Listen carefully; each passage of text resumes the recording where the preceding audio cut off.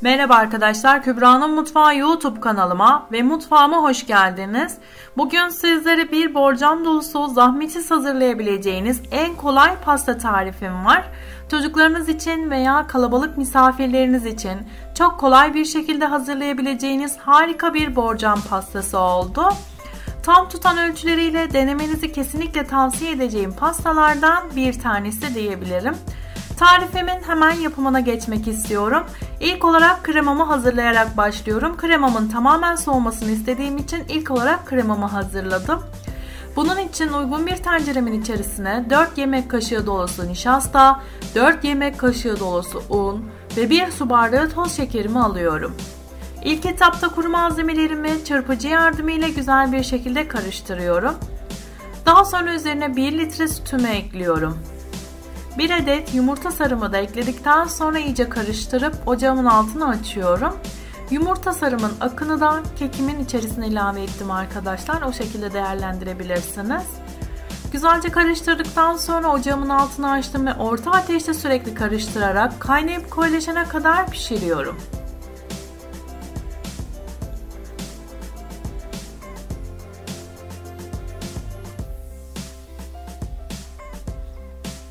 Kaynayıp koyulaştıktan sonra ocağımın altını kısıp birkaç dakika daha kaynatıyorum. Son aşamada kıvamının bu şekilde olması gerekiyor. Kıvamı gerçekten muhteşem oldu. Lezzeti de o kadar güzeldi. Kremamın üzerine buzdolabı poşeti veya streç filmle güzelce kapatıp bir kenara koyuyorum. Tamamen soğumasını bekliyorum. Bu arada kekimi hazırlıyorum. 4 adet yumurta ve kremamda kullanmış olduğum yumurta sarımın akını da ekledikten sonra içerisine 1 su bardağı toz şekerimi ilave ediyorum. Yumurta ve şekerimi beyazlaşıp köpük köpük olana kadar, yani şekerim eriyene kadar güzelce çırpıyorum. Bu şekilde olana kadar çırptım. Bu aşamadan sonra içerisine yarım su bardağı sıvı yağ ve yarım su bardağı ılık suyumu ekliyorum. Çok az bir miktar daha çırpmaya devam ediyorum. Daha sonra kuru malzemelerimi ekliyorum. 1 paket şekerli vanilin, 2 paket kabartma tozu, 1 su bardağı nişasta ve unumu ekleyeceğim. Tarifimde kullanmış olduğum buğday nişastası, mısır nişastası da kullanabilirsiniz. İlk etapta 1 su bardağı da unumu ekledim ve çırpmaya devam ettim. Daha sonra yarım su bardağı daha ekleyerek kıvamını ayarladım. Her tarifimde söylüyorum arkadaşlar, ununuzu kontrollü bir şekilde ekleyin. Malzemelerdeki ufak tefek büyüklüğe, küçüklüğe göre un miktarında değişiklik olabilir.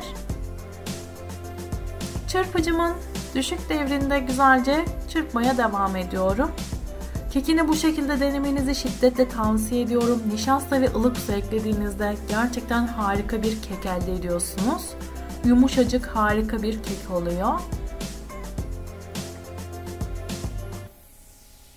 Çok az bir miktar daha unumu ekleyip çırpmaya devam ettim. Bu arada tarifimde kullanmış olduğum su bardağı ölçüm 200 ml, klasik su bardağı ölçüsü.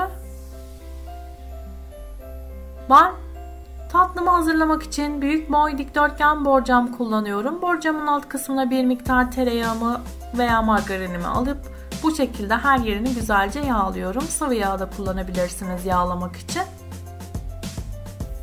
Daha sonra hazırlamış olduğum kek hamurumun hepsini borcamın içerisine döküyorum. Her yeri dağılmasını sağlıyorum. Daha düzgün kabarması için tezgahıma birkaç kez vurarak hava kabarcıklarının çıkmasını sağladım. Önceden ısıtılmış 190 derecelik fırınımda kontrollü bir şekilde üst kısmı kızarana kadar pişiriyorum. Kürdan testi yaparak pişip pişmediğini anlayabilirsiniz arkadaşlar. Bu şekilde kontrol edebilirsiniz. Herkesin fırını farklı olduğu için süreler farklılık gösterebilir. Bunun için süre belirtmedim.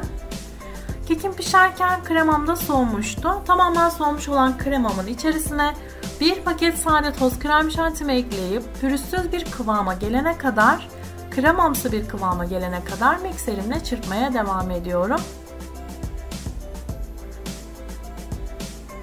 Tam istediğim gibi lezzeti ve kıvamı mükemmel oldu arkadaşlar. Ölçülere tam uymanızı tavsiye ederim. Son aşamada bu şekilde olması gerekiyor. İsterseniz hazır pastacı kreması da kullanabilirsiniz. Fakat ev yapımı hazırladığınızda lezzet olarak daha güzel oluyor. Kıvamı bu şekilde.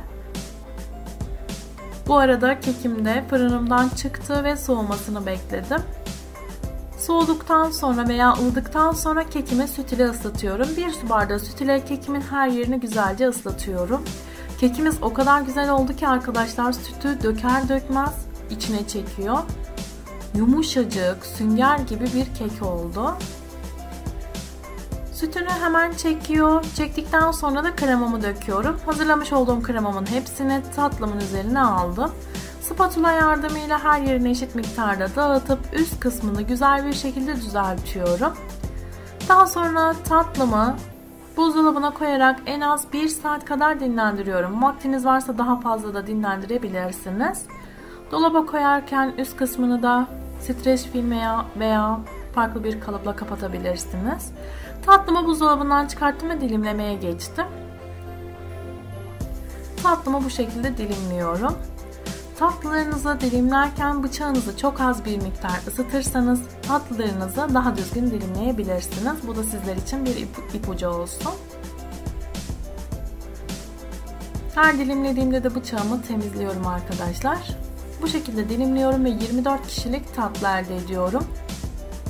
Bir dilimin bir kişiye asla yetmeyeceği bir tatlı tarifi oldu. Bu arada tatlımın üst kısmını süslemek için sütlü çikolata kullanacağım. Sütlü çikolatam da bir yandan eriyor. 100 gram kadar sütlü çikolatamı ben Mari usulü eritiyorum ve içerisine 1 tatlı kaşığı sıvı yağını ekleyip karıştırıyorum. Daha sonra sıkma torbamın içerisine koyup uç kısmını makasla kestim. Her bir dilimimin üzerine gelecek şekilde çikolatamdan sıkıyorum bu şekilde. Ben tariflerimi süslerken tek kullanımlık sıkma torbaları kullanıyorum. Gayet rahat bir şekilde çikolatamı sıkabiliyorum.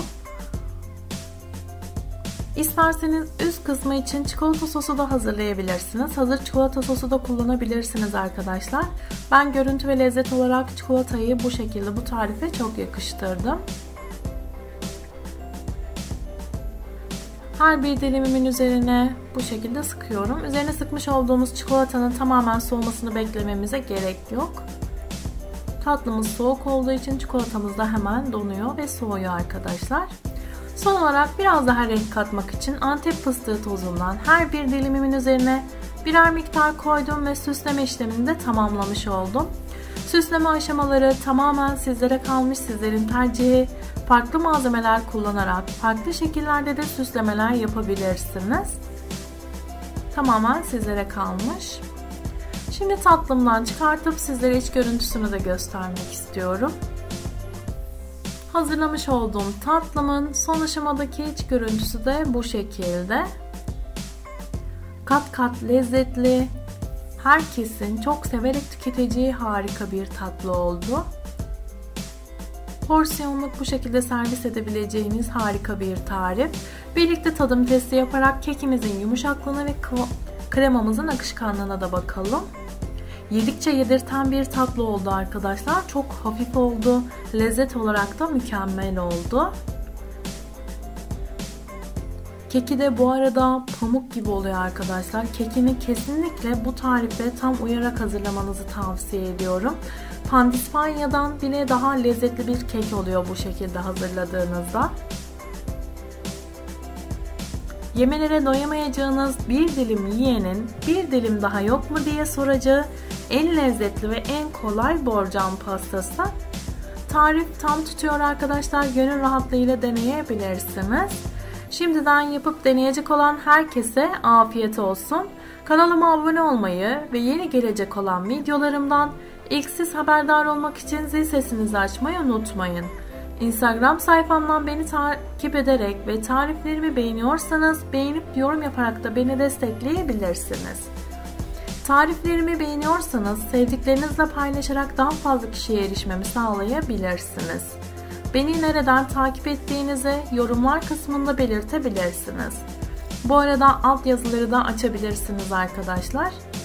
Bir sonraki videomda görüşmek üzere, hoşça kalın.